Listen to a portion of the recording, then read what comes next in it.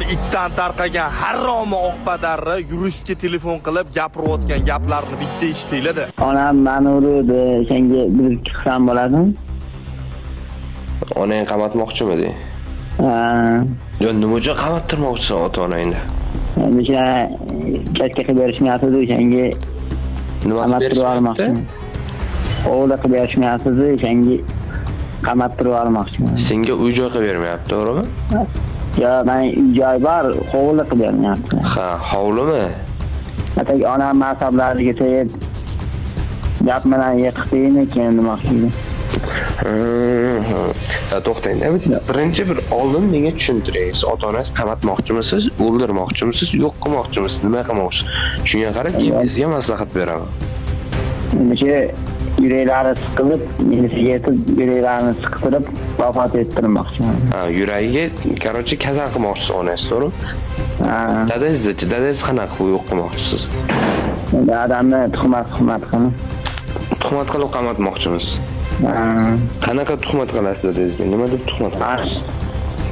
Urdalar, ana tushunsinda. Uy-joyingizni qimorga tikdingmi? Tikmadim, senga tikib olaymi zaten sizni gapingiz. Uy-joyda qimorga tikib olmoqchimisan? Senga yetasizmi tikib oldim.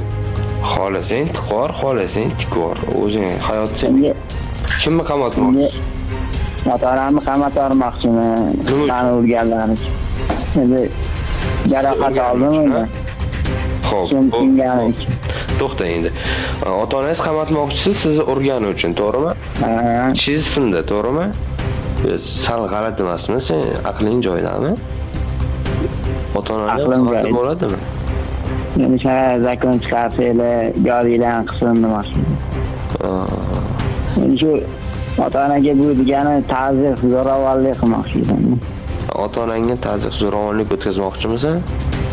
Senga qamatib o'tkazmoqchi edim. Oqpadar bo'lasan, maylimi? Sen qayerliksan?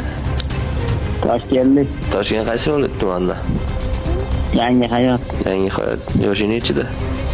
28. 28? Ha. Endi shu xotinim bilan ajrashmoqchi edim. Uchastkovoy bilan birga bo'ldi xotinim deb aytsam bo'larmikin? Xotining uchastkovoy bilan birga bo'ldimi?